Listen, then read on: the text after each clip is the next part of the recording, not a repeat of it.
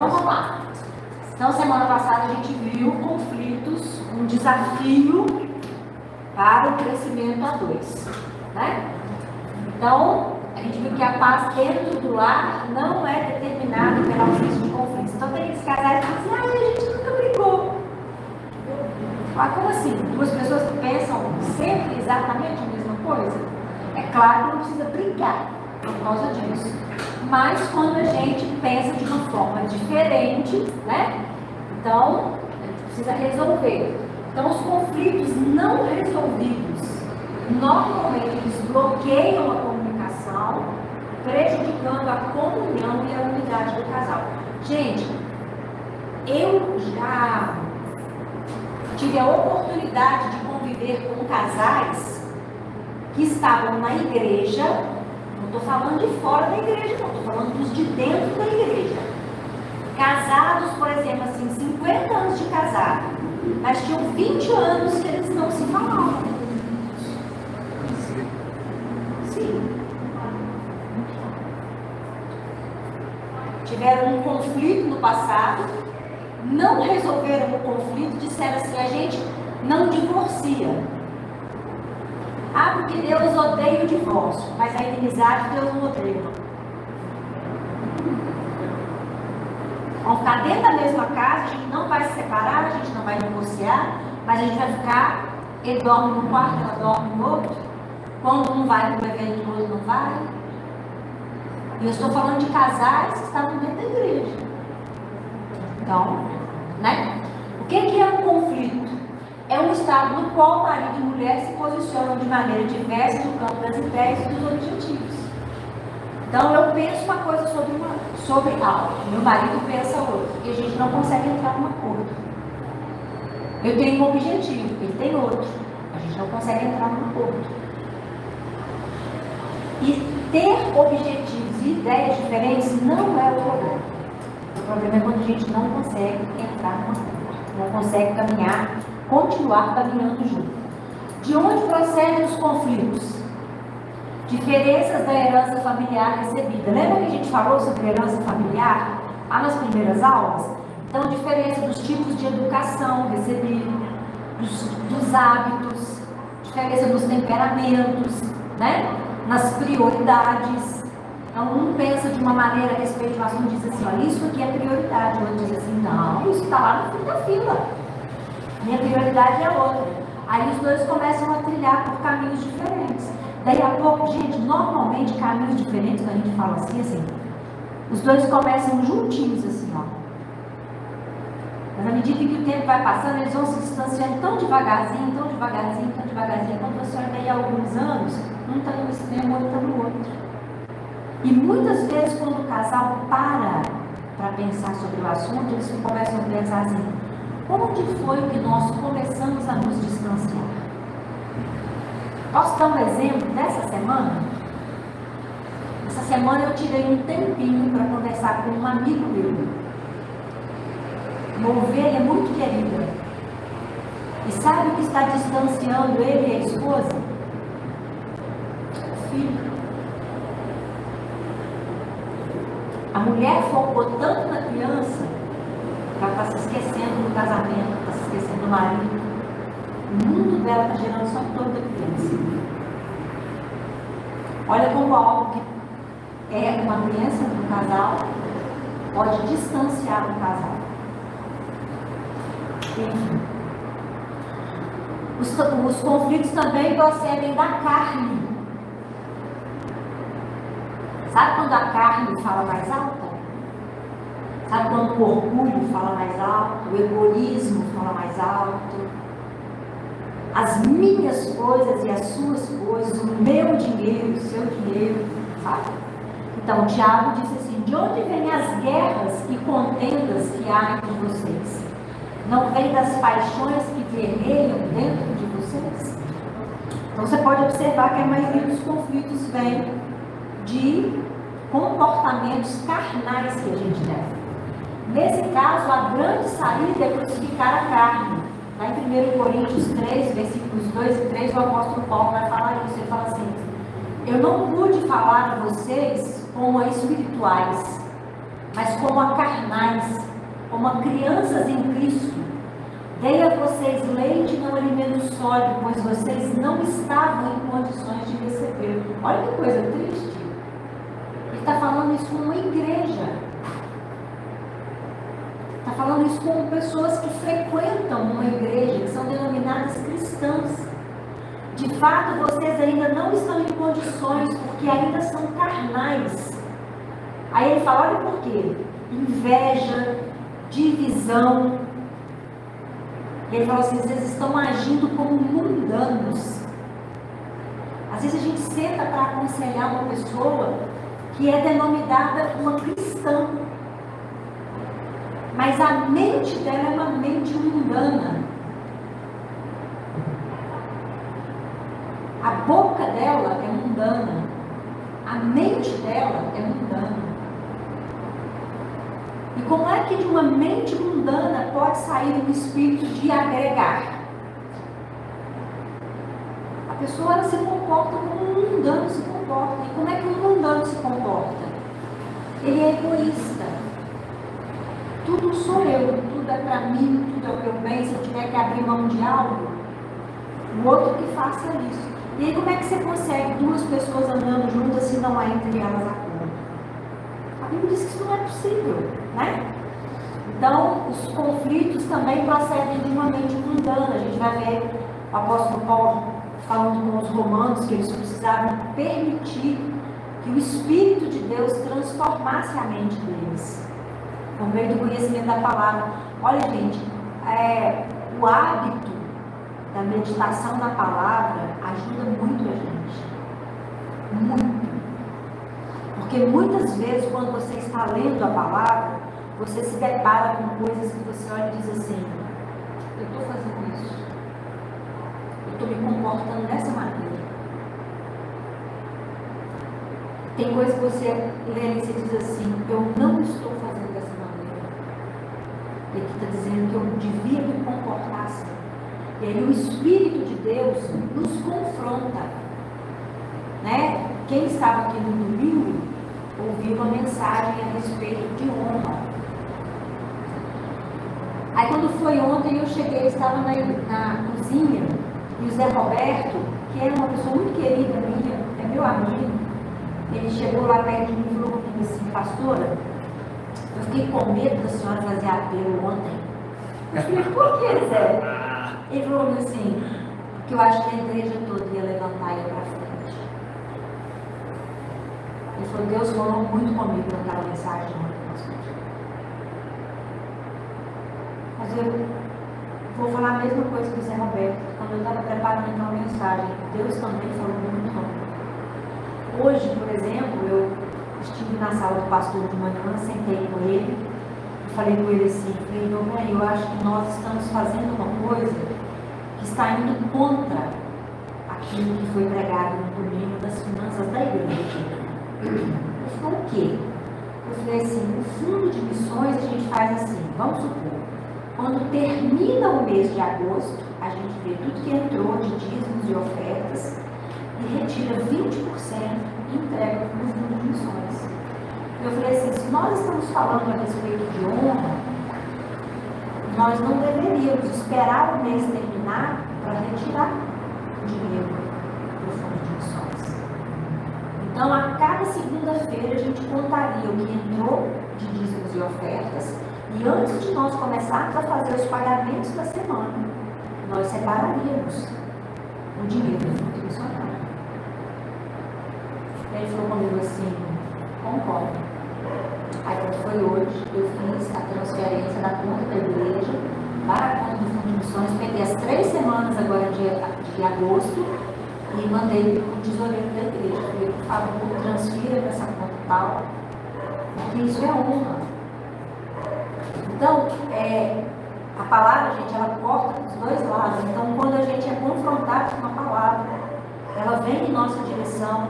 E lembre-se sempre de uma coisa: Deus corrige e disciplina todos aqueles a quem Ele ama e aceita como filhos. Quando você perceber que Deus parou de te corrigir,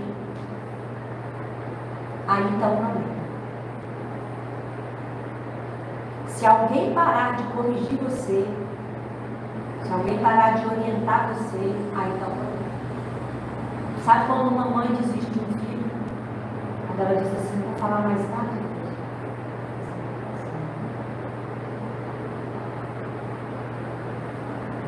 Aí é triste. Mas enquanto Deus está nos corrigindo e nos disciplinando, Ele está demonstrando amor por nós. Né? Então, os conflitos também procedem do próprio Satanás, que muitas vezes está dominando a vida de alguns. A palavra de Deus diz assim: sujeitai-vos, porém, a Deus, resisti ao diabo e ele fugirá de vós. Então, sugestões práticas para resoluções de conflitos. Vocês chegaram a falar isso semana passada? Sobre as sugestões práticas? Então, tá. Ser um bom ouvinte, escolher a melhor hora de conversar, né? Vamos lá. Procurar identificar e definir o problema básico. Lembra que eu falei com vocês da linguagem tópica e da linguagem relacional?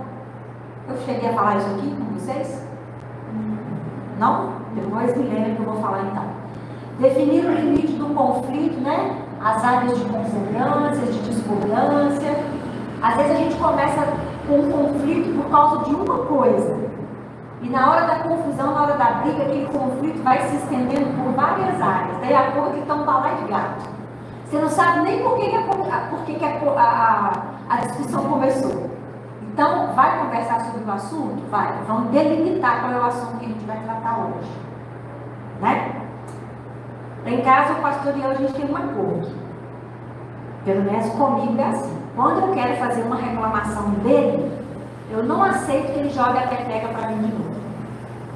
Do tipo assim, olha, eu fiquei chateada porque você fez isso e isso. Aí ele vira assim, ah, mas você, filho, não, a hora que você quiser tratar de mim, você vem, porque agora nós estamos tratando só de você. Mas eu não pode, não pode. Agora nós vamos tratar do seu comportamento. Se você errou, você faz favor de pedir desculpa. Na hora que você quiser, depois a parte, você pode me chamar e falar comigo, eu quero tratar do seu assunto. Aí nós vamos tratar e eu vou me desculpar com você. Agora o assunto não sou eu, o assunto agora é você. Então a gente delimita, entendeu? O treino virar uma bagunça geral. Enfim, dê sugestões de como você pode mudar seu comportamento para ajudar na solução do conflito. E por fim, orem juntos, confessando a contribuição de cada um no conflito e peçam a Deus orientação e graça para a solução. Agora me diga uma coisa. Quantos casais vocês conhecem que praticam isso aqui?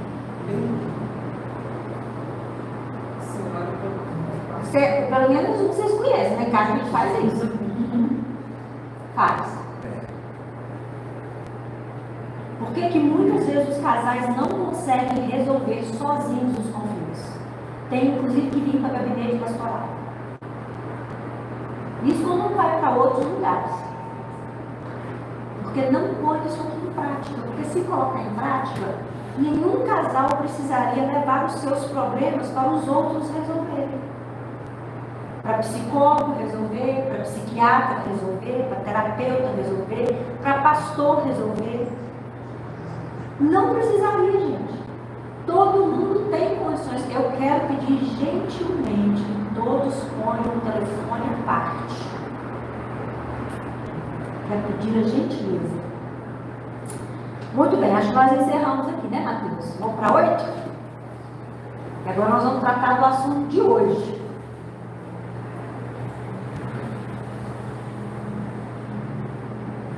Hoje nós vamos falar sobre o alicerce do amor. O que é um alicerce, gente?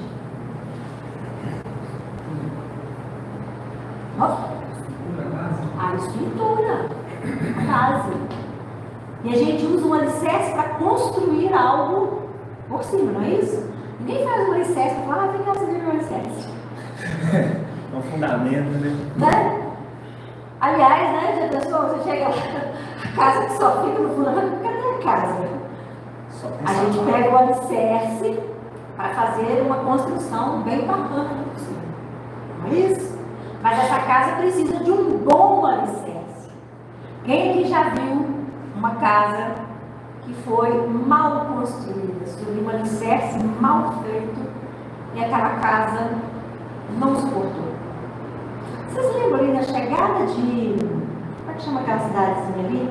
que tem aquele restaurante Pequeno Príncipe do lado direito de quem está em Tamanduaçu? Ah, esqueci o nome de lá. Também? Então, ali naquele lugarejo ali por perto, tinha uma construção grande que eles começaram, que ia ser, parece que até um restaurante, uma obra grande. E aí eles fizeram uma fundação mal feita. E aí daí a pouco a gente passava e via a laje lá, estava assim, ó. Deu aquela barriga, né? Aí a gente passou lá um dia e eu vi, e não deve ter sido pouco dinheiro que foi utilizado lá. Aí eu perguntei ao Elan, falei, meu bem, quando isso acontece, o que precisa ser feito? Ele falou, não há o que ser feito. Ali, essa construção vai ser demolida. Não tem o que fazer. Em alguns casos, né, quando não se compromete tanto, você consegue, às vezes, reforçar a estrutura, às vezes você consegue colocar ali algo por baixo para sustentar, talvez até para levantar a laje, né? Fazer uma correção, mas tem coisas que elas foram muito mal feitas. E aí?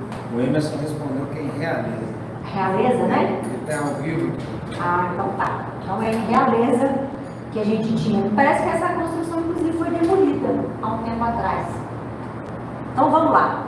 Quero convidar vocês a abrir a Bíblia, 2 Samuel, capítulo 13. Quem conhece aqui a historinha de Aminon e Tamar? Só o Lucas? É o filho de Davi? Ah, é isso mesmo. Não conheço. Vamos lá, deixa eu abrir aqui. Tem alguém que pode ler para mim?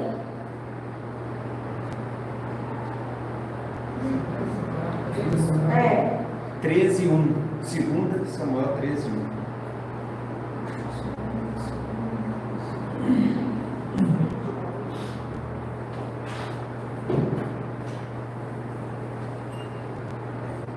A gente vai ler do 1 ao 22. Pra vocês verem, isso é muito bacana na novela, mas pra vocês verem na vida real como é que funciona. 2 Samuel 13, a gente vai ler do 1 ao 22. Diz assim, ó. Depois de algum tempo, Aminon, filho de Davi, apaixonou-se por Tamar. Ela era muito bonita e era irmã de Absalão, outro filho de Davi. Aminon ficou angustiado a ponto de adoecer por causa de sua meia-irmã Tamar, pois ela era virgem e parecia-lhe impossível aproximar-se dela. Aminon tinha um amigo muito astuto, chamado Jonadab, filho de Simeia, irmão de Davi. Ele perguntou a Aminon, filho do rei, por que todo dia você está abatido? Quer me contar o que se passa? Aminon lhe disse, estou apaixonado por Tamar, irmã do meu irmão Absalão. Vá para a cama e finja estar doente, disse Jonadab. Quando seu pai vier visitá-lo, diga-lhe, permite que minha irmã Tamar venha dar-me de comer. Gostaria que ela preparasse a comida aqui mesmo e me servisse, assim poderei vê-la. Aminon aceitou a ideia e deitou-se fingindo-se doente. Quando o rei foi visitá-lo, Aminon lhe disse, eu gostaria que minha irmã Tamar viesse e preparasse 2 bolos aqui mesmo e me servisse. Davi mandou dizer a Tamar no palácio, vá à casa de seu irmão Aminon e prepare algo para ele comer. Tamar foi à casa do seu irmão, que estava deitado. Ela amassou a farinha, preparou os bolos na presença dele e os assou.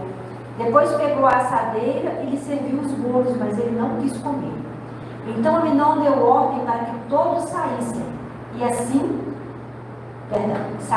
e depois que todos saíram, disse a Tamar, traga os bolos e sirva-me aqui no meu quarto.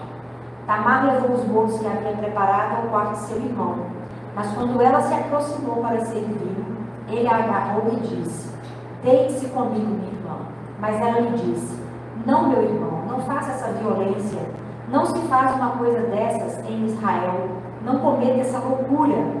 O que seria de mim? Como eu poderia me livrar da minha desonra? E o que seria de você? Cairia em desgraça em Israel. Fale com o rei, ele deixará que eu me case com você. Mas Aminon não quis ouvi-la, e sendo mais forte que ela, violentou.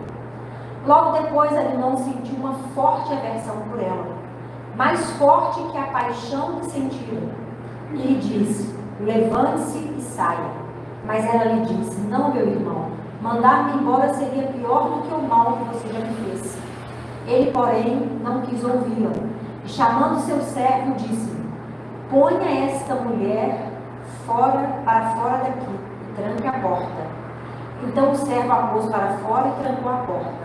Ela estava vestindo uma túnica longa, pois esse era o tipo de roupa que as filhas virgens do rei usavam desde a puberdade. Tamar pôs cinza na cabeça, rasgou a túnica longa que estava usando e se pôs a caminho com as mãos sobre a cabeça e chorando em voz alta. Absalão, seu irmão, lhe perguntou: seu irmão Amnon fez algum mal a você? Acalme-se, minha irmã, ele é seu irmão. Não se deixe dominar pela angústia. E Tamar, muito triste, ficou na casa de seu irmão Absalão. Ao saber de tudo isso, o rei Davi ficou indignado. E Absalão não falou nada com Amnon, nem bem, nem mal, embora o odiasse por ter violentado sua irmã Tamar. Alguém sabe qual é o fim dessa história?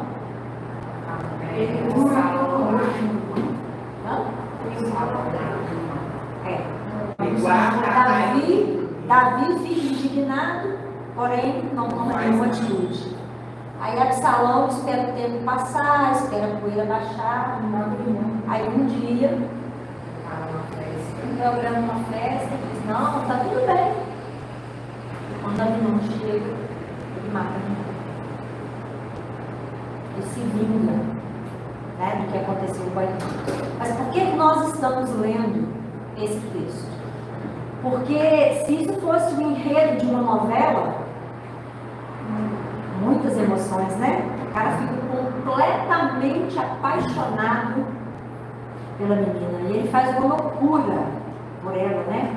De dizer: nossa, que história linda. Aí ele fica doente, ele fica angustiado. Quem é que gostaria de ter alguém angustiado, de paixão por você, né? Ele estava tão angustiado que as pessoas que estavam próximas perceberam: gente, esse cara está mal, o que está acontecendo com ele? Aí um amigo chega para ele e pergunta, fala: poxa, o que foi? Você está triste, você está abatido? Ele fala: rapaz, eu estou apaixonado. Eu não penso em outra coisa, eu só penso nessa menina, ela é linda, ela é isso, ela é aquilo. Aí ele falou: ó, por que você não arruma uma forma de seduzi-la? Né? Se faz de carente, se faz de necessitado. Ela é a única que pode resolver seu problema, tá? E aí esse enredo se desdobra, né? Bom, história de uma paixão. Normalmente, uma paixão você conhece da seguinte maneira. Primeira característica: alimentada pela atração física. Eu não estou dizendo que a gente não pode sentir atração física por alguém. Porque a gente olha, a gente não olha. A gente acha bonito, a gente admira, né? O problema é quando o alicerce do sentimento que está se desenvolvendo dentro de nós é a atração física. Você não parou para conversar com aquela pessoa, você não parou para conhecer aquela pessoa, você não parou para saber como aquela pessoa pensa, você não parou para dar atenção a como aquela pessoa se relaciona com as outras, como é que ela se relaciona com os pais, como é que ela se relaciona com a família, como ela se relaciona com a igreja. Quer saber? Principal. A gente não parou para saber como essa pessoa se relaciona com Deus. Mas há um encantamento. Você pensa como Amnon pensava. Sem essa pessoa, acho que eu morro. Essa é a última, como é que é? Coca-Cola do deserto? A última bolacha do pacote, né? Então, o sentimento que vem dentro é que se você não tiver aquela pessoa, ninguém mais cabe naquele espaço ali. Então, quando a gente vê pessoas fazendo esse relato, às vezes elas acham que isso é muito bonito, mas isso não tem beleza alguma. A pessoa não pensa a respeito do assunto, ela está agindo com base apenas num sentimento alimentado por um desejo carnal. Segunda coisa, é um sentimento doente. Não é um sentimento saudável, não é um sentimento bom, não é um sentimento que produz alegria. Ao contrário, ele é um sentimento que produz destruição. Às vezes, destruição da pessoa que está sentindo e destruição da pessoa que está sendo objeto do sentimento. Olha o que esse rapaz fez com a vida dessa menina. Por causa da paixão que ele sentia. Ele não destruiu só a vida dele, não. Ele destruiu a vida do irmão dele, porque o irmão dele se tornou um assassino. Enfraquecida. Matou o irmão. E isso desabilitou também o irmão que era o primogênito para ser o sucessor. Olha como é que a história vai se desenrolando só com tragédia. Olha como que uma paixão pode envolver toda uma família em tragédia. Por causa de uma paixão, né? Ela também é infundada. Ou seja, gente, onde que está o fundamento dessa paixão? Apenas um sentimento carnal. A gente não está falando aqui de fundamentos? Ela não teve fundamentos sólidos, bem desenvolvidos, desenvolvido em oração, desenvolvido em ouvir a voz de Deus, desenvolvido em ouvir o Espírito Santo. Porque se a gente parar e se a gente perguntar, deixa eu te falar uma coisa, Deus responde. Sabe por que muitas vezes Deus não fala com a gente? Porque a gente não tira tempo para ouvir a voz de Deus. Deus não gosta de conversa de gente correndo. Ah, pastor, eu oro o tempo todo, enquanto eu estou arrumando cozinha, enquanto eu estou lavando roupa, eu acho que eu sou muito parecida com Deus nesses assuntos. Assim. Eu não gosto de conversar com os outros se a pessoa não estiver me olhando nos olhos. Nem com os meus filhos, nem com o meu marido, nem com a minha cachorra. Até com a Bebel, de vez em quando eu pego ela assim e vira a carinha dela e falo para ela assim, estou falando com você, menina. Olha para mim quando eu estiver falando com você. Eu acho que Deus também gosta disso. Acho que Deus gosta de conversar com a gente, tipo, olhando no olho. Você quer saber a respeito desse assunto? Então, senta aí que a gente vai conversar. Tira um tempo para você falar comigo a respeito do que você quer saber. E o Espírito Santo, então, traz a revelação para a gente. E isso vai ajudando a gente a ter convicção. Porque, vamos falar a verdade, quando a gente está num relacionamento, tem também aquelas pessoas que se opõem ao relacionamento, não tem? E às vezes é uma pessoa que a gente ama, às vezes é alguém próximo.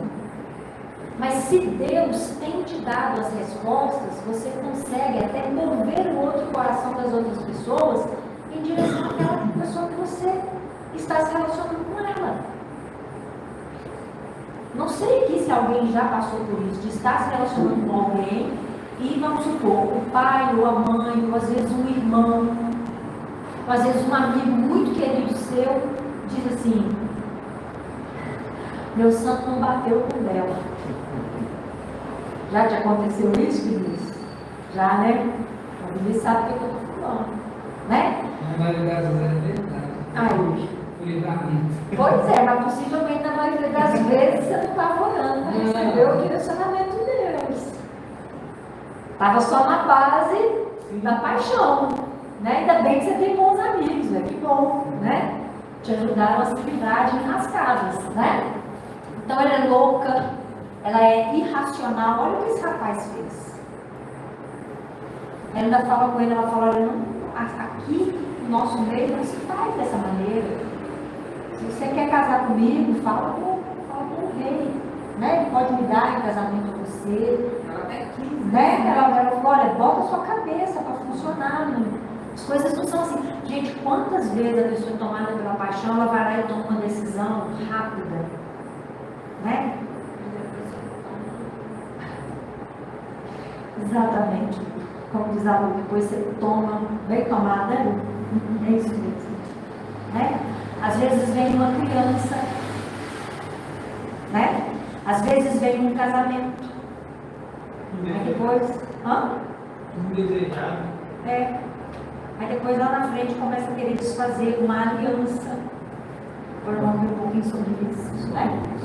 Então a paixão normalmente ela é egoísta, possessiva, porque a pessoa está pensando só na satisfação do desejo dela, né? É irresponsável, muito irresponsável.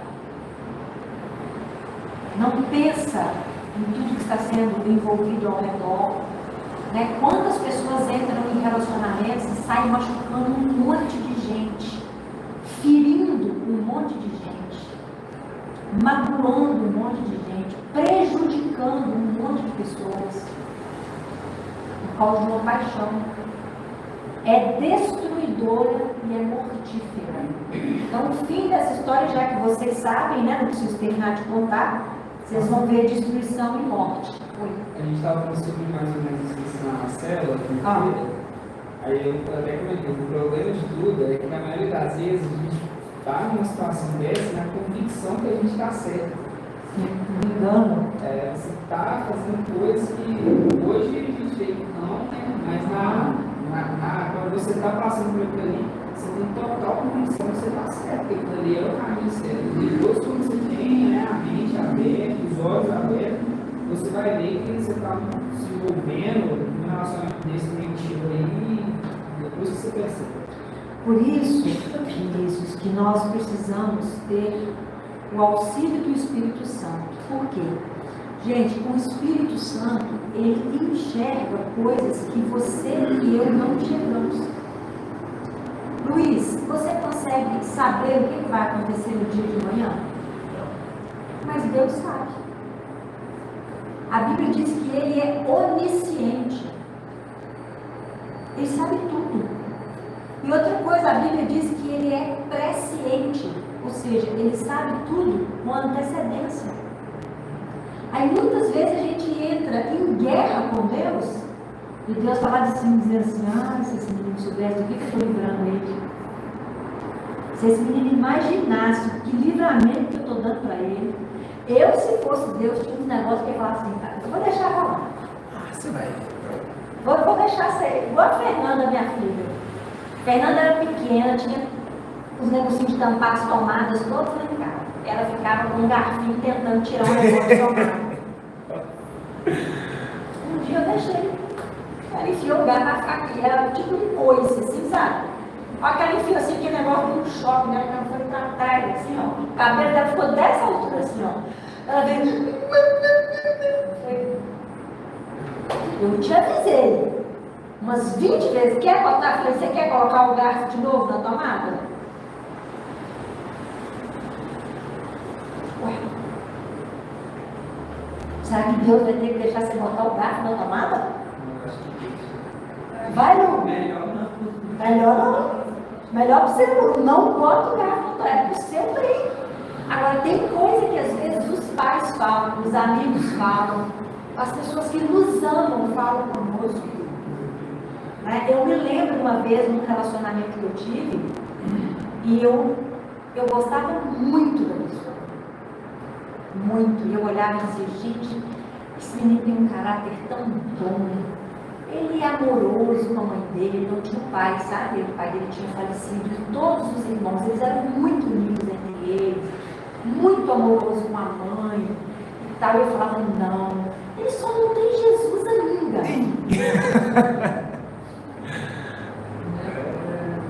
Aí um dia eu estava assim, né? Deus falou comigo assim,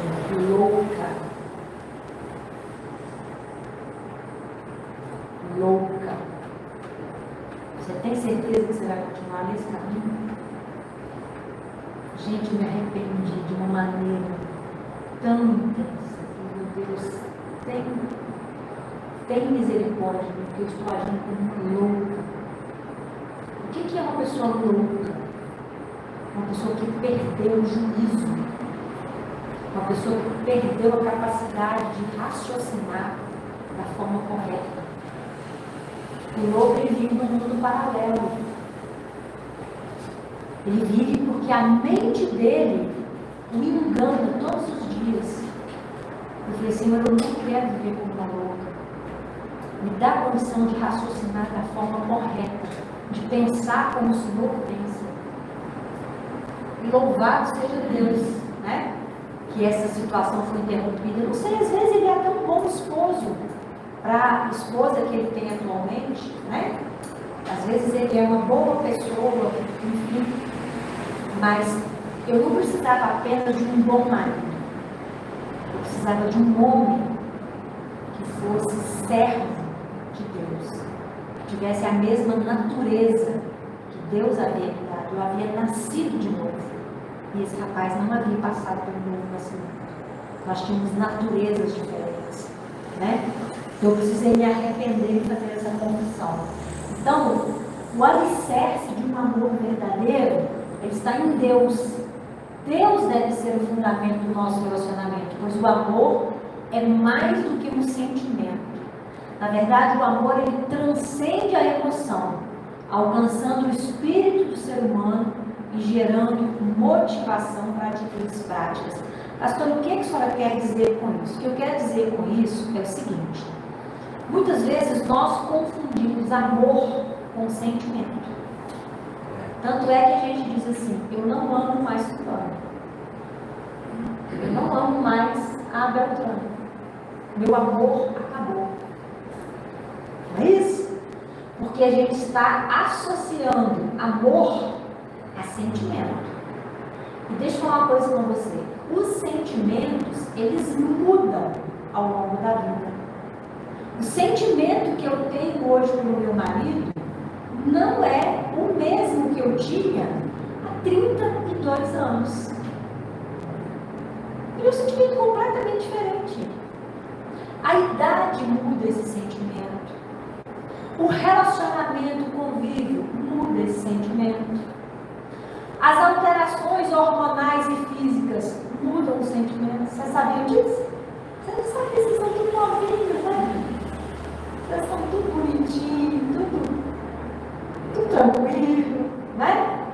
Muda. Não muda, Cristina? Muda. Muda. Vou pegar uma aqui que está mais nova do que eu, mas está um pouquinho mais madura que uma parte de vocês. Graça, muda ou não muda? Muda. Muda, gente. Sentimento muda. Tem gente que casa pensando que vai ter aquele fogo, aquela paixão, aquela coisa intensa e tal. Ah, deixa a lua de mel passar para você ver. Você chegar em casa, aí às vezes o primeiro conflito, na hora de arrumar os presentes, você tem às vezes vontade de falar assim, onde que eu estava com a cabeça 7 dias atrás? A Kelita, que dia que você vai casar, Kelita? 16 de setembro. A Kelita vai casar dia 16 de setembro, gente. Vai ligar assim, então filho sábado. Não vai desistir do seu casamento, porque o casamento é uma bênção, tá, Kelita? Ele só não pode ser fundamentado em sentimento. Porque sentimento é o seguinte, num dia você está muito bem, mas e no dia que você não estiver bem? Né? Hoje em dia está todo mundo com a saúde, beleza, não está? Mas e se a saúde faltar? E se aquela moça linda com quem você está namorando sofreu um acidente quando vocês estiverem casados e ela se tornar uma pessoa paraplégica? Veja. Ficar com as caras. Sim. Nem sempre, Lucão. Não deu para resolver minhas costas, não. Tem uma cicatriz assim, ó. Como diz o Henrique, meu filho, mãe, eu tive que ter colocado um fechiclé. De tanta cirurgia que você já fez, eu precisei passar por 3 cirurgias na coluna. Já pensou se meu marido... Gente, quando eu casei, eu pesava 58 quilos. Tem 15 quilos a mais aqui nesse corpo do que quando eu casei. E olha que eu sou uma pessoa assim, eu faço atividade física desde sempre, desde que eu era adolescente. Eu fui alimentar bem. Meu marido tinha cachos. Ele tinha franjas. Não, mas agora ele tem de novo. Tá? Agora ele tem de novo.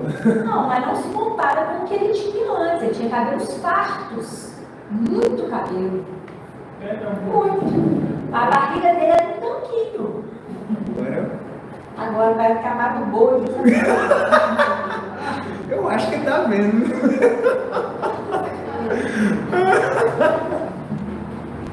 Ele vai falar a mesma coisa. Só estou querendo dizer para vocês que se a gente pensar que casamento se fundamenta em sentimentos, você está no sal. Durante o casamento a gente passa, por exemplo, por perdas. Imagina, por exemplo, a minha filha. Minha filha perdeu o primeiro filhinho dela. Quantos casais divorciam quando passam por perdas? A pessoa entra em uma depressão profunda que ela não pensa em mais nada. Inclusive no cônjuge. Você quer ver um outro caso que eu acabei de falar com vocês? Quando a pessoa tem um filho e o coração dela se volta para o filho e esquece que tem um marido. Ou esquece que tem uma esposa. E agora tudo gira ao redor daquela criança. Ou então quando vai construir uma casa, eu acompanhei um casal, eu era recém-casada, e o meu marido abriu uma loja, a gente vendia materiais de construção, e nós acompanhamos esse casal. Esse casal chegou todo alegre, porque eles fizeram uma casa maravilhosa. Pensa numa casa maravilhosa, um casal de médicos. E disseram, nós vamos construir a casa dos nossos sonhos. Durante a construção da casa, eles tiveram tantos embates, que quando a casa ficou pronta, eles divorciaram. Sentimento, gente, vai mudando ao longo da vida. Se a gente não guardar o coração da gente, se a gente não aprender a lidar com os sentimentos da forma correta, quando você pensa que não, aquela pessoa que você fez um voto diante de Deus, de que vocês estariam juntos na vida toda, se torna o seu pior inimigo.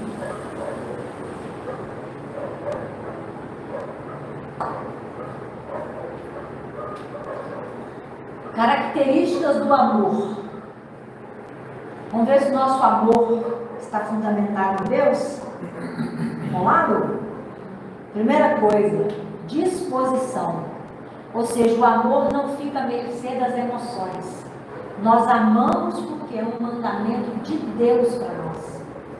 Pastora, você tem vontade de vez em quando estrangular o pastor? Sim. E da mesma forma, por que vocês não se estrangulam? Porque a gente olha um para o outro e diz assim, que eu tenho que te amar. Porque Deus me mandou. Deus falou comigo que eu preciso te amar. Tem hora que a gente pensa de forma muito diferente um do outro. E tem hora que às vezes um fala com o outro algo que provoca ira. Vocês acham que ele em casa é só oração e jejum? E lá não tem babado? Tem babado também. Né? Tem hora que a temperatura sobe assim e tal. E tem momentos em que pode passar pela cabeça da gente. Por que você não acaba com isso? Por que você não põe um fim nisso? Pastor, naquele momento que o pastor fala que essa olha para ele, começa a cantar aquela música, você não vai nada, eu gosto de você. Mas eu não tenho vontade de cantar nem essa música, não. Estou falando daquela hora que não tenho vontade de cantar nem música, não. Sabe? Todo mundo aqui sabe, todo mundo já passou por isso. Né? Mas aí você se lembra. Ô, gente, e isso não é só em casamento, não. Isso é com qualquer outra pessoa. A gente não interrompe relacionamento porque é um mandamento de Deus. Porque tem pessoas que a gente às vezes tem vontade de interromper o relacionamento com elas. Você diz assim, esse daqui chega, esse aqui eu não, esse aqui não, isso aqui não, isso aqui não. Aí Jesus vai dizer assim, que nós devemos amar a Deus sobre todas as coisas, né? Ele resume todos os mandamentos em apenas dois. Ele falou, amar a Deus sobre todas as coisas. E quem ama a Deus sobre todas as coisas consegue amar ao próximo como a si mesmo. Porque na hora que ele olha para o próximo, ele lembra daquilo que Deus fez por ele.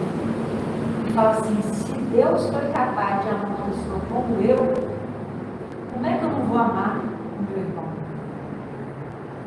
Sabe por que a gente acha que a gente não pode amar os outros? Porque a gente não consegue enxergar quem a gente é. Porque quem tem consciência de quem é, não despreza muito. Quando o Vinícius chega lá em oração, assim, diante de Deus, naquele momento de profunda comunhão, quanto mais perto a gente chega da luz, mais a gente consegue ver as imperfeições da gente. É ou não? Aí você fala assim, realmente o que aquele fulano fez é muito grave. Mas eu também já aprontei tanto. Meu coração já foi tão duro. Eu já fui tão insensível. Não é verdade? Eu já brinquei tanto. Eu já desobedeci tantas vezes. Aí você já começa a olhar para o outro até com um pouco mais de simpatia. Aí você já começa assim, não sei se ele está sendo menos obediente. Às vezes a pessoa é cópia, né? Normalmente as pessoas que a gente mais tem dificuldade de relacionar com elas são as mais parecidas conosco, vocês sabem disso.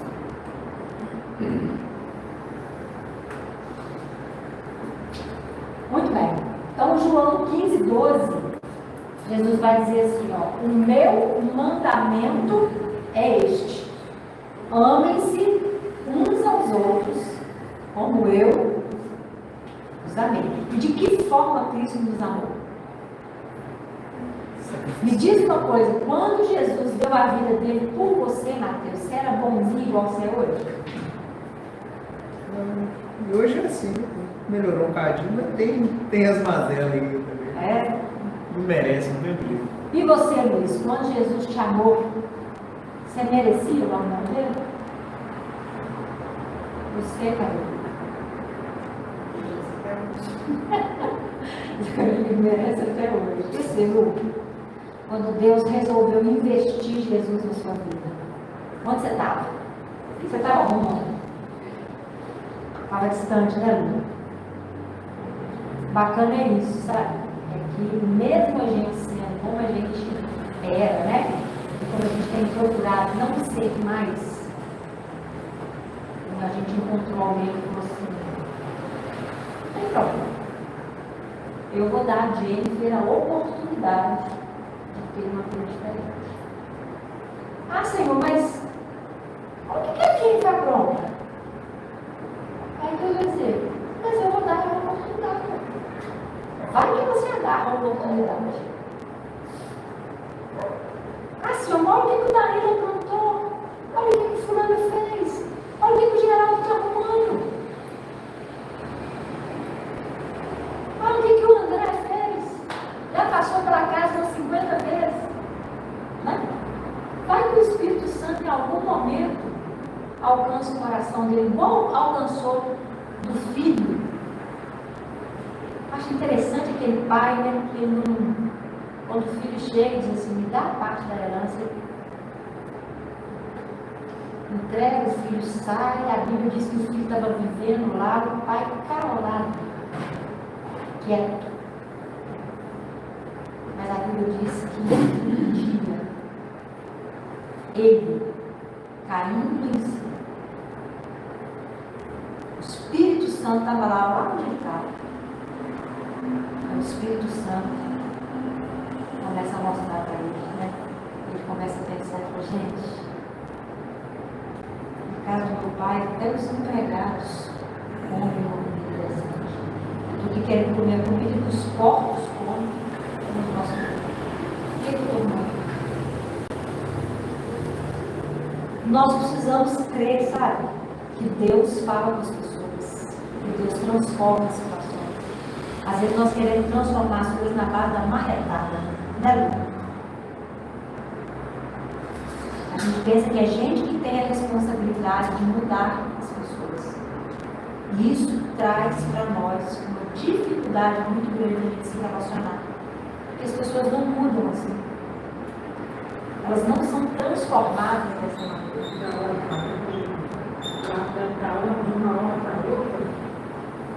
Elas podem ser transformadas de uma hora para outra, Lucas, mas desde que elas tenham um encontro verdadeiro com Jesus.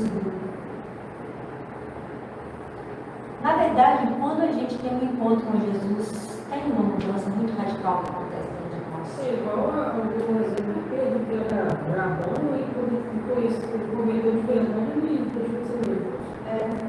Olha a história de Paulo, né? Como é que era a vida de Saulo. Até o momento que ele tem um encontro com Jesus, né? Então, enfim, né? Deus resolveu nos amar mesmo quando não tínhamos nada para oferecer a Ele. Em Provérbios 10:12, olha, o ódio provoca dissensão, mas o amor cobre todos os pecados. Né? Tem momentos em que as pessoas tomam a decisão de se afastar da gente. Isso a gente não pode impedir.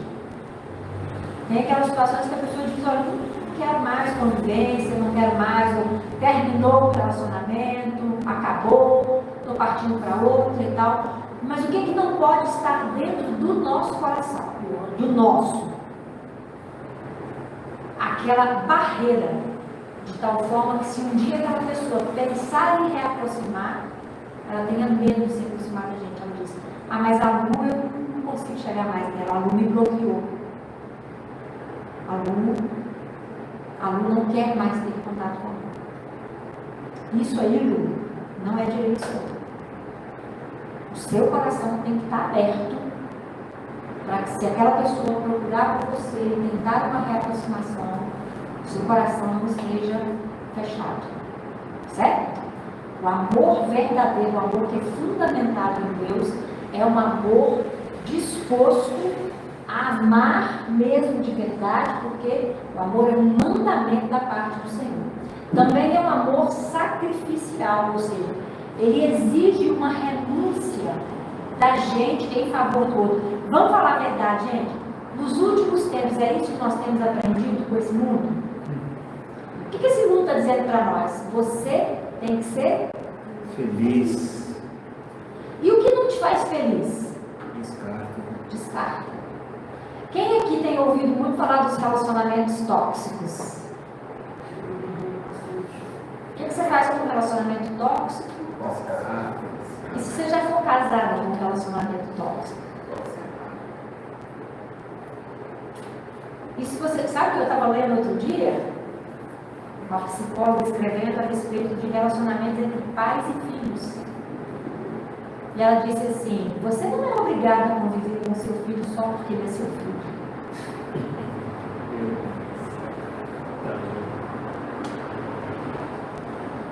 Certo? Jesus conviveu com Judas, né? Ele sabia. Obrigado por esse exemplo. Jesus não deixou de servir a ceia para Judas. Ele chamou ele de amigo. Ainda falou para ele assim, aquilo que você tem que fazer, sabe? Amigo. Jesus não podia ser dissimulado. Não era dissimulado. Mas o mais legal que eu acho é assim, o Espírito Santo. Quando a gente está num remorso, pedir perdão, algo disso aí, vai naquela palavra lá que Jesus fez. Ou até mesmo, vai um pouquinho atrás, o que você fez e a outra pessoa te perdoou.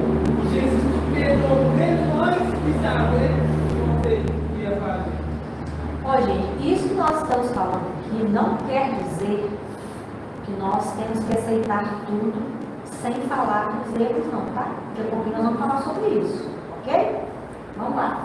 Então a gente já viu que o amor tem nele disposição, sacrifício, aceitação. É muito comum as pessoas depois, principalmente que casam, dizerem uma para a outra assim, eu não sabia que você era assim. Vem com defeito. Eu nunca esperava isso de você, é o famoso vício redibitório. Eu já falei isso com vocês, aqueles defeito que ninguém vê. Só depois de algum tempo de uso é que começa a bater a biela, né? Aí você quer devolver o bem de todo jeito, né? 7 dias. Você tem aquele período lá de arrependimento. Então, veja bem, quando o filho pródigo retorna, o pai não foi ao encontro dele dizendo: você é um cara ordinário, bem cuidado, bem velado, sem hipócrita, safado, sem consideração. Vou te falar um negócio, você pode entrar aqui, mas se você quiser, você vai dormir lá com a turma lá dos apanhadores de café, o pessoal que fica lá naquelas casinhas lá à parte, trabalha aí como empregado, vou te pagar o dia. Essa foi a recepção que ele teve. O que o pai falou com ele? Ele chega falando com o pai: será que você não tem uma vaga de emprego para mim? O pai falou para ele: ô, filho, olha, mas aqui não te cabe como empregado. Você aqui é filho. Bota o anel no dedo dele, bota a sandália no pé, né? Ô, gente, nós precisamos também aprender a receber isso de Deus, a forma como Deus nos vê. Às vezes a gente fica com a consciência tão pesada por causa da história que a gente já teve, por causa do que já aconteceu no nosso passado. Sabe quando Deus tenta colocar o anel no nosso dedo e a gente diz assim: eu não sou digno desse anel. Mas o anel não é colocado, não é por causa da sua dignidade, é por causa daquilo que Cristo fez por você. Não é porque você merece, não é porque você é bom, porque a gente fez todo bagunçado mesmo. Mas Ele resolveu nos amar dessa maneira. E hoje, quando Ele nos convida a uma vida de santidade, uma vida de obediência, é para que a gente não tenha maiores transtornos. Para que a gente não viva uma vida de qualidade ruim. Né? E essa mesma misericórdia a gente precisa estender ao outro. E da mesma forma como a gente é aceito, a gente precisa aceitar os outros. E saber que num relacionamento o outro vai ter diferenças da gente. Vai cometer falhas, vai cometer erros, né? Mas ele precisa ser aceito também. É um amor também de compromisso. Como eu falei, olha gente, casamento é uma aliança, não é um contrato. No contrato você tem um distrato, que é uma cláusula que a gente põe, dizendo o seguinte: ó, se por acaso uma das partes não quiser mais continuar, se por acaso uma das partes tiver algum problema e tal, pode haver um distrato, vai ter uma multa, vai ter isso, vai ter aquilo e tal, mas as partes podem encerrar. O casamento, segundo o preceito de Deus, a única coisa que encerraria um casamento seria a morte. Hoje eu estava brincando com o Elan, né? Ele estava olhando um negócio de seguro de vida. Aí ele está lá conversando com um rapaz da seguradora e tal, aí sentou comigo e falou comigo: vai, eu trabalhando no seguro, mas o seguro é tanto, assim. Eu falei: meu bem, mas você não precisa se preocupar com isso. Eu tenho meu trabalho, se você, né, caso de um falecimento seu, eu tenho o que seria a sua pensão por morte, a gente tem algumas coisas que também geram uma renda pra gente e tal. Eu tô achando essa despesa muito pesada e tal.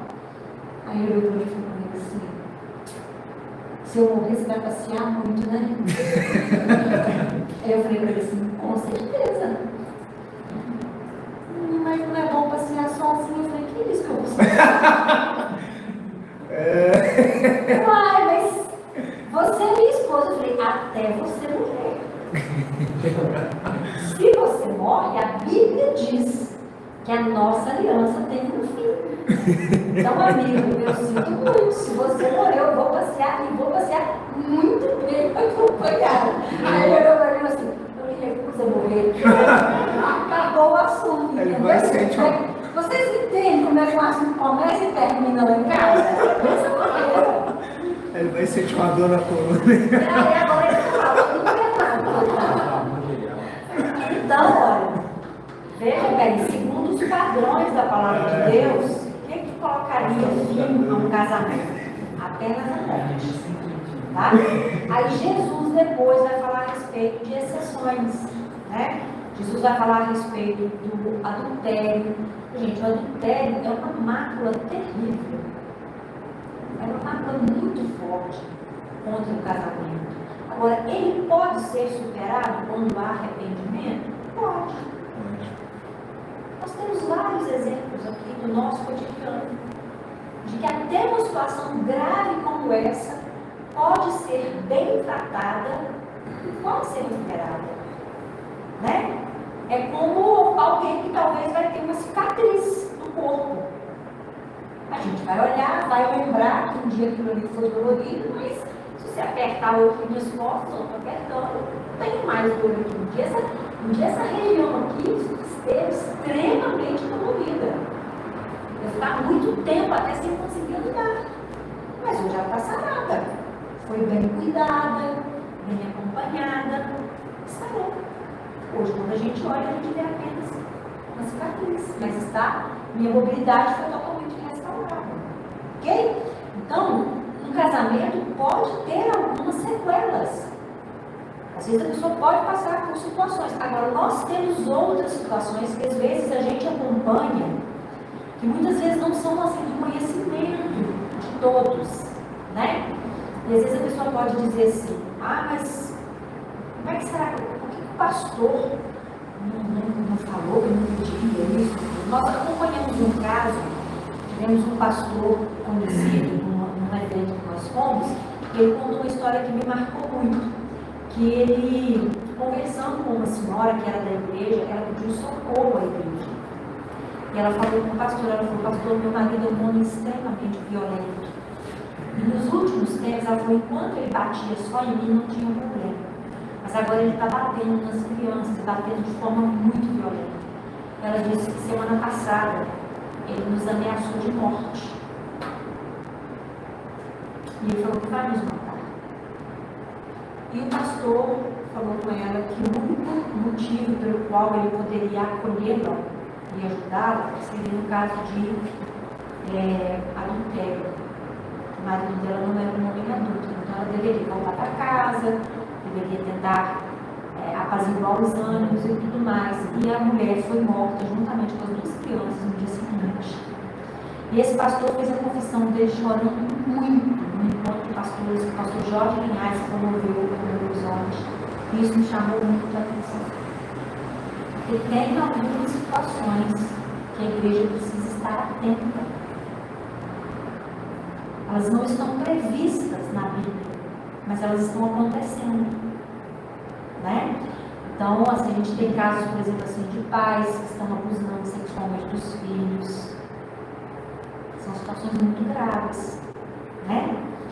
Então, cada caso precisa ser olhado com muito carinho, com muito cuidado, mas não essa questão de incompatibilidade de gêneros, né? Sinceridade, transparência no relacionamento traz confiança, né? O apóstolo Paulo vai dizer que o nosso amor ele precisa ser sem hipocrisia. Então, o casal precisa ter um relacionamento onde as pessoas conversam, onde elas têm condição, por exemplo, o Léo está ali, né? Com a futura esposa dele. Ela precisa ser a melhor amiga dele. Ela precisa ser a pessoa com quem ele vai abrir o coração dele. Às vezes ele vai falar com ela coisas que, vamos dizer que ela pode até ficar surpresa com as coisas que ela vai ouvir. Talvez sejam coisas muito pesadas. E ela vai ter que fazer igual o pessoal que é treinado para ser facilitador no seminário Caminho de Deus. A gente diz para as pessoas assim, quando a gente está treinando os facilitadores do seminário Caminho de Deus, você vai fazer cara de paisagem. A pessoa pode dizer para você que ela matou 50 pessoas. Você vai ter que olhar para ela com um olhar de naturalidade. Porque se você franzir a testa, ela fecha o coração na mesma hora. Ela diz assim, vamos supor que eu estou contando uma coisa que eu considero muito pesada para a Carol. Se a sobrancelha da Carol arquear assim, ó, sabe qual é a mensagem que passa para quem está contando o caso? Eu estou sendo reprovada. Ela não está dentro, ela não está aceitando o que eu estou falando. E a gente tem muito medo da rejeição. E quando alguém fala alguma coisa que a gente vê o outro fazendo assim com a sobrancelha, a gente para imediatamente. Porque a gente não quer ser rejeitado. Ninguém quer ser. Então essa sinceridade ela precisa ser desenvolvida. Né? Eu preciso ser capaz de ouvir tudo que meu marido quer falar comigo. Precisa falar comigo. Porque se ele não encontrar em mim, quantas pessoas têm um cônjuge, mas têm um melhor amigo? Aí ele fala com o melhor amigo coisas que ele não fala com a esposa. Ou a esposa, quando quer fazer suas confissões, ela procura uma amiga. Ela não fala com o marido. Isso é um sinal ruim. Isso significa um casamento mal estruturado, mal fundamentado. O seu cônjuge precisa ser o seu melhor amigo. Pastor, eu tenho 2 amigos, né? E sempre contava muitas coisas pra mim, e em vez de falar, um era pra namorada, outro era pra esposa. Mas sempre eu aconselhava eles assim, procurar a esposa e a namorada, porque até mesmo sendo namorada, mas futuramente vai ser uma esposa.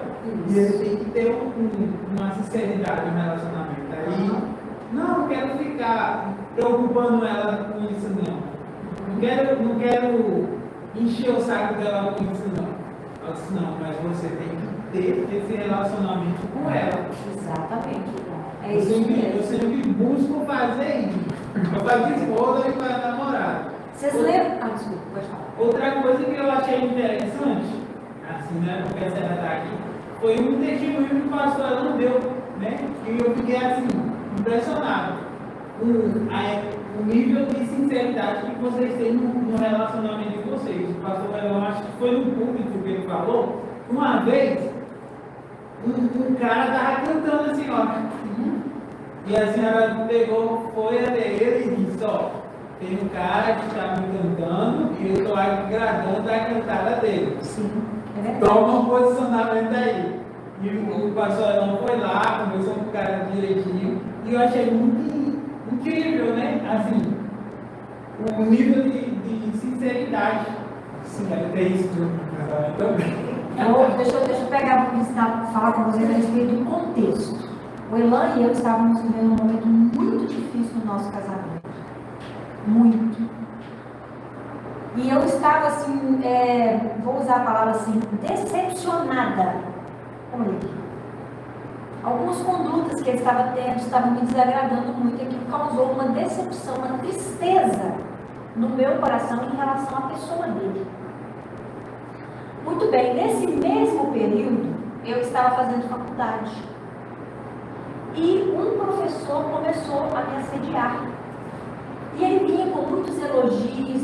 Quando a gente está fragilizado, gente, tem uma coisa que Satanás sabe. Léo, a gente só conta milagres, que a gente não conta não. Não, mas ninguém vai saber. Claro. Você, E aí aquela pessoa começou a me falar aquele monte de coisa que todas as pessoas gostam de ouvir. Mas veja bem, não é porque eu era uma pessoa especial para ele, nada não, porque ele fazia isso com outras pessoas também. Mas o que foi um incômodo para mim é que eu comecei a gostar de ouvir aqueles elogios, e aí a minha lâmpadazinha acendeu, e o Espírito Santo falou comigo assim: ele fazer isso, ele está no papel dele, ele é um filho do diabo. É assim que se comporta um espírito do diabo. Agora, como é que se comporta uma mulher que é uma filha de Deus e é uma mulher casada? Eu cheguei em casa, sentei com ele e falei: senta aqui que nós dois precisamos ter uma conversa. Está acontecendo isso, isso e isso. Ele disse, ele falou assim, tipo assim, como explica aí? Né? Porque ele sabia, isso já tinha acontecido. Gente, não é por nada não, mas eu já fui laranja, hoje eu tô esse bagaço, mas eu já tinha passado por outras situações como essa. E quase todas as vezes que eu passei, eu não... Olha, quando meu marido foi ordenado a pastor, no dia que ele foi ordenado a pastor, um dos pastores que impôs a mão sobre a cabeça dele para ordenar o meu marido, ficou de galanteio comigo a noite inteira no jantar que foi servido na casa da minha sogra. E num determinado momento eu chamei meu irmão e falei com ele: não saia de perto de mim. Ele falou: o que está acontecendo? Eu falei: fulano de tal está andando atrás de mim o tempo todo e fazendo elogios ao meu vestido, ao meu corpo, ao meu cabelo. Eu falei: ele é um homem sabe que eu sou uma mulher casada, eu falei, não saia de perto de mim. Aí quando ele foi chegando de novo, eu não, botou o braço no ombro dele, começou a conversar com ele e tirou ele de perto. A segunda vez que ele chegou, eu ando da mesma forma. Na terceira vez, ele não aproximou mais, ele percebeu que eu havia falado com ele. Eu já tinha passado por essas situações antes, só que dessa vez era diferente. E eu falei com ele, olha, pela primeira vez, eu estou gostando de ouvir o que essa pessoa está dizendo. Não porque essa pessoa fosse uma pessoa especial, acho que o momento que eu estava vivendo era um momento de fragilidade maior. Eu falei para ele, eu preciso da sua proteção. Eu preciso que você proteja as minhas emoções. Gente, um adultério nunca começa com alguém indo para a cama com o outro assim do nada. Ele começa exatamente assim. E se você não fala a respeito do assunto, quando você pensa que não, você pode ser a mulher do Papa, não, do Papa não, do Papa não tem mulher. Você pode ser quem você for. Aliás, a maior parte dos líderes que entram nessa situação, eles caem exatamente porque eles pensam assim, eu sou forte. Isso não me atinge, isso atinge o outro. Isso atinge o fulano, mas a mim isso não atinge. Atinge qualquer um de nós. Atinge todo mundo que não tiver o cuidado. Então nós precisamos ter com o nosso cônjuge. Nós precisamos ter, começa desde o namoro. Se sentiu atraído por outra pessoa, fala a respeito do assunto. Talvez a outra pessoa lhe vai doer um pouco. Claro, imagino que o irmão deve ter ficado muito triste quando ele ouviu aquilo. Mas ele soube que eu estava falando aquilo ali para proteger o nosso relacionamento. Senão eu teria ficado em silêncio. Não é? Então, é um respeito também pela pessoa dele, né? Fraternidade, queridos, é a gente não esquecer que aquela pessoa com quem a gente está se relacionando, antes de ser namorado, noivo, cônjuge, ele é nosso irmão em Cristo. Tem uma coisa que de vez em quando, assim, quando eu estou lá, às vezes brava, assim, com o irmão, eu penso que ele tem uma mãe, eu penso que ele tem irmãos, eu penso no meu filho, principalmente depois que o meu filho casou e a minha filha. Eu penso assim, da mesma forma como eu não ficaria feliz se eu visse o meu genro destratando a minha filha, ou da mesma forma como eu me sentiria triste de saber que a minha nora está machucando meu filho com palavras, com atitudes incorretas. Eu falei, eu também não quero fazer isso com meu marido. Meu marido tem uma mãe, ele tem irmãos, ele tem uma família, né? E principalmente ele tem um pai celeste que cuida dele. E todas as vezes que eu o ofendo, o pai dele sente essa ofensa que é feita. Então eu quero cuidar dele, muito bem cuidado. Eu bem se você estiver me assistindo. S2.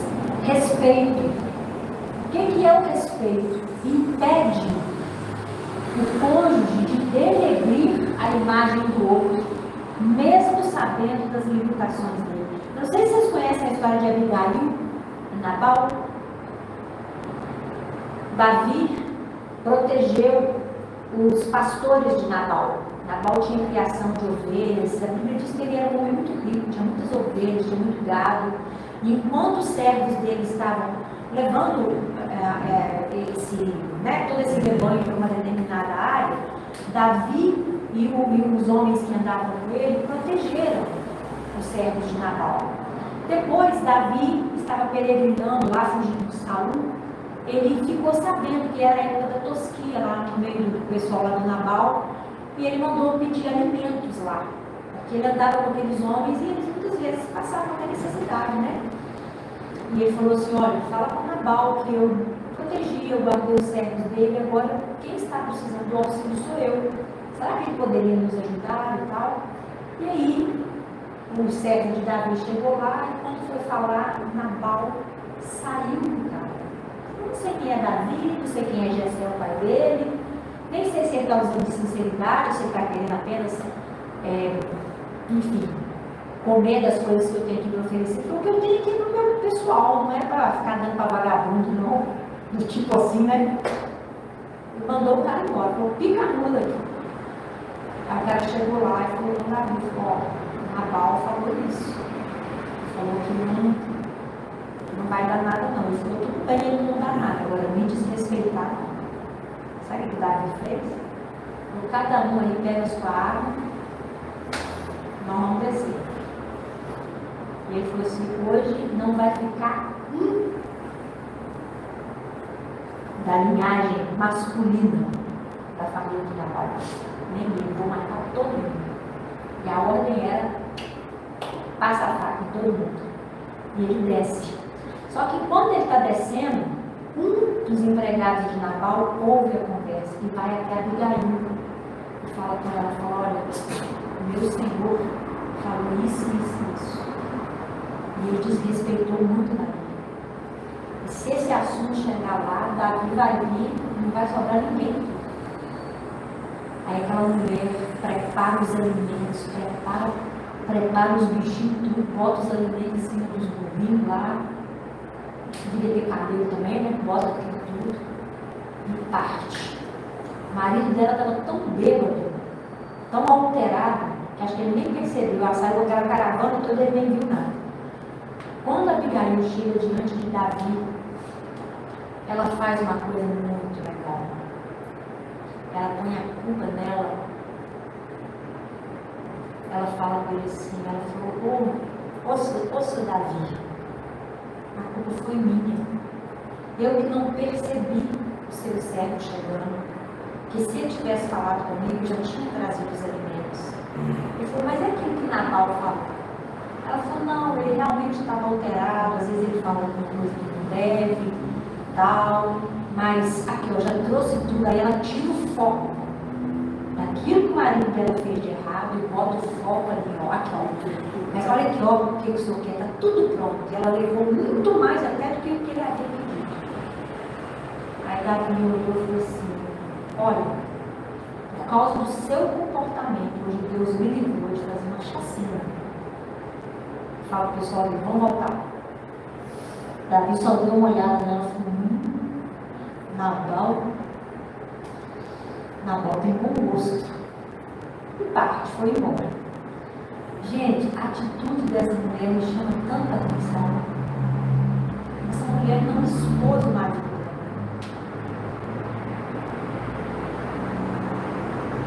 Tem gente, se você sentar do lado, é só você sentar. A pessoa abre, né? Expõe completamente o cônjuge. Relacionar lá, vamos supor, está tendo uma festa em família. Aí pronto, vira aquela troca de farpa, aquela troca de acusação, né? Agora, por exemplo, nós estamos tendo aqui escola de casais. Diz que de vez em quando sai uns negócios ali, né? Deixa eu falar uma coisa com vocês. Sabe o que a Abigail fez? A Abigail voltou para casa. A Bíblia diz que ela ficou caladinha, ela não falou nada. Nada. Até o marido dela recobrar a consciência. Depois que passou, né? A euforia, da festa, da bebida, de tudo. A vida já tinha voltado ao normal, estava tudo bem. Aí ela falou na bola assim, agora senta aqui. Nós vamos conversar. Então veja bem, tudo isso que nós estamos falando aqui não significa que Kelita. Como é que se chama seu noivo? Como é que chama seu noivo? Mike. Isso não significa que o Mike pode aprontar todas, que a Kelita não vai falar nada. Ah não, a Kelita é uma menina de Deus, a Kelita não reclama de nada, ela não fala de nada, ela não conversa sobre nada, ela engole tudo calado. Não. Não. Mas tudo tem a hora certa de ser conversado. E outra coisa, ela se dirige a Nabal com respeito. Lembra que a gente falou aqui numa das aulas passadas? Se você quiser conversar com um homem, você não pode desrespeitar. Se Se você desrespeitá-lo, você perde dele totalmente a atenção para o que você precisa falar. Então ela chama Nabal, senta com ele e diz para ele: eu vou te falar o que foi que aconteceu. Nabal fica assustadíssimo, porque eu imagino que ele deve ter pensado assim: uma hora dessa eu estaria dentro do caixão. Só que a Bíblia diz que alguns dias depois, né, ele falece. E adivinha quem casa com a mulher louca? Davi. Né? Então, olha, não seja tolo como Nabal, ok? Seja um homem sábio. 10 dias depois. Tá vendo? 10 dias depois, gente, calma. 10 dias depois ele morre. Só que aí Davi vai ficar morto, imagina. A gente não falou que a morte põe fim? Então, aí pastor, 10 dias depois, ó. Então vamos lá, companheirismo, por fim, né?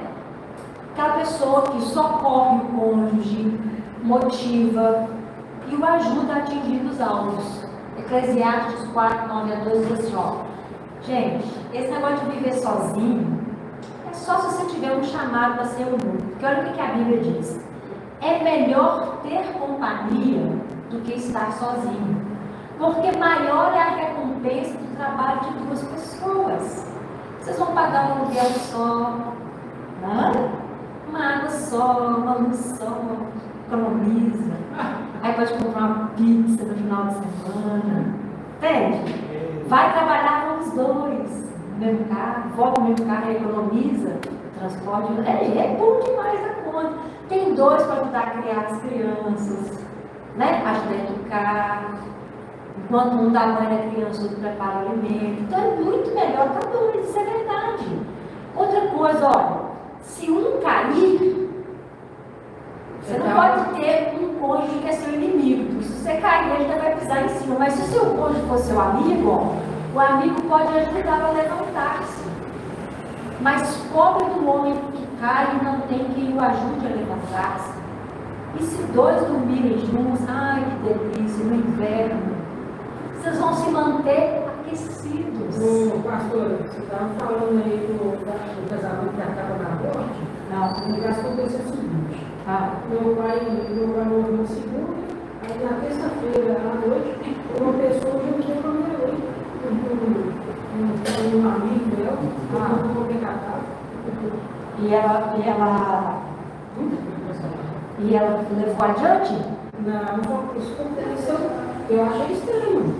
Assim, ela esperou o cadáver esfriar para vir buscar. Ô Lucas, eu tenho uma história mais interessante para te contar. Foi durante o velório. E eles estão casados. Boa! Melanie já A pessoa foi lá botar os pêsames. estão casados.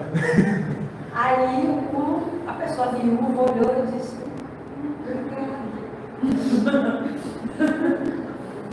tem Por isso que eu falei com todos agora.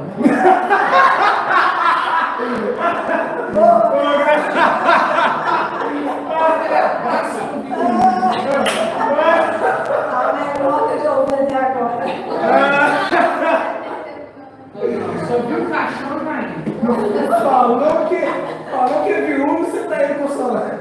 É claro, ela falou comigo que essa semana mesmo eu já teve um velório. Deu uma raça. Então, pode Como falar. você sabe o seu chamado para ser humano? Como é que você sabe se você tem um chamado? Você precisa ouvir isso de Deus, velho. Ou a Bíblia diz que tem aqueles que pelas circunstâncias da vida se fizeram eunucos. Né? Por exemplo, Paulo fez por uma opção dele. Ele falou: não quero me envolver porque se eu tiver família eu não posso viajar, eu não posso correr os riscos que eu corro e tal. Ele fez uma opção. Tem pessoas, por exemplo, que às vezes têm que cuidar de familiares e por isso são impedidos de ter a própria família. Né? Tem pessoas que às vezes por uma doença se tornam impotentes, se tornam incapazes de habilitados por sexo, elas fazem uma opção. Né? Fazem uma opção não, elas são contingenciadas por essa situação. Entende? E tem aquelas pessoas, né, com quem Deus fala. Certamente Paulo tomou essa decisão porque, né, Deus deve ter falado com ele a respeito dos planos, dos projetos que tinha, e ele disse, poxa, como é que eu vou envolver uma família no meio disso? Né? Eu sou A Luísa Queiroz, por exemplo, ela fez, né, essa opção. Ela é uma celibatária, ela é uma eunuca Presente também ela queria, só que ela não. Deus mandou mais. Então, por enquanto, se Deus não falou nada, segue o baile. Entendeu? Começa aí nos velórios, tudo, faz Porra, nem uma praga. Ela vai de um lado e de outro. Ô, gente, Talvez para comprar.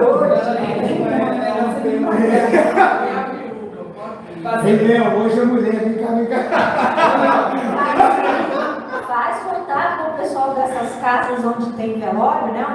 Lá no santuário, nessas igrejas aí que tem velório. E deixa seu nome lá na lista, né? Vai que em algum momento. Né? Unipaz, não pegou o telefone. Unipaz, deixa seu currículo lá na Unipaz. Brincadeira, né, gente? É brincadeira, isso é brincadeira. Deus tem alguém pra gente. Né? Glórias. Deus Chegou, tem. João. Você crê? Ó, tem duas. Você crê? A Bíblia diz que sem fé é impossível agradar a Deus. Eu tenho fé. E aqueles que dele se aproximam precisam crer que ele é galardoador daqueles que buscam por ele. Agora, minha pergunta é a seguinte: você tem buscado a Deus nesse sentido? Você tem orado a Deus especificamente a respeito desse assunto? Você tem falado com Deus assim, Senhor, quero uma esposa. Quero uma esposa. Senhor, eu quero um marido. Eu quero alguém. Eu quero me casar com uma pessoa. Você pode falar com ela a respeito de algumas características que você gostaria que essa pessoa tivesse. Comece a desenvolver o seu relacionamento com Deus nesse sentido. Vai ficar, inclusive, mais fácil para você identificar quando alguém se aproximar. Porque você e Deus já vão estar conversando a respeito desse assunto. Né? De repente, você pode ter também um relacionamento com alguém que pode ser seu conselheiro, pode estar junto ali. Porque quando a gente está nesse processo assim, às vezes a gente se torna um pouco vulnerável. E principalmente quando o coração da gente está se sentindo solitário, às vezes qualquer oferta que aparece, a gente diz, é de Deus. Né? Já viu quando você vai no supermercado e você está com fome? Qualquer coisa que você vê, você quer pegar na prateleira. Mas é sério, não é? Quando você vai ao supermercado e você está de barriga cheia e está com a listinha, é muito mais rápido, muito mais prático, né? Mas quando a gente está com fome, qualquer coisa que aparece na frente, a gente pega. Então, assim, você pode ter alguém que pode ser seu conselheiro, alguém para orar junto com você, né? Alguém para te aconselhar, às vezes alguém aproximou, aí aquela pessoa pode ter um olhar mais crítico, menos apaixonado, né? Para te dar uma força nesse sentido. Tá bom? Vamos orar então? Vamos lá. Hoje eu vou colocar a noiva que está para casar, para orar por nós e para abençoar essa turma que está aqui, né? Essa alegria que você está sentindo, certamente aí com seus preparativos, né? Com essa vida nova que está chegando aí pela frente, né? Para que todos aqui também tenham essa oportunidade. Alguns já tiveram um casamento, mas por algum motivo o casamento foi interrompido, mas o Senhor é Deus de segunda chance. Né? Já pensou, Cristina? Você lá toda vestida linda, com pose, hein? Já pensou que lindo, gente? Eu aqui, se vocês chamarem eu para fazer o casamento de vocês vão quebrar vocês no pau. Tá? O modo de história é essa. Eu vou lá, preparo tudo, e na hora de comemorar, tô brincando, tá, gente? Quer? Olha por nós. Então, Pai, muito obrigada por este momento. Senhor, que você está na sua presença. Obrigado por sua presença, que é a causa de nós não sermos confusos. Deus, neste momento, eu venho nessa oração te agradecendo e também pedindo ao Senhor o coração de cada um que está presente. O Senhor conhece o coração, a necessidade mais íntima de cada um. Eu sei que o Senhor cuida, ó Deus, de tudo aquilo que está no nosso futuro, de tudo aquilo que nós às vezes nem imaginamos, os seus filhos já não precisam. Então eu te peço que continue, ó Deus, cuidando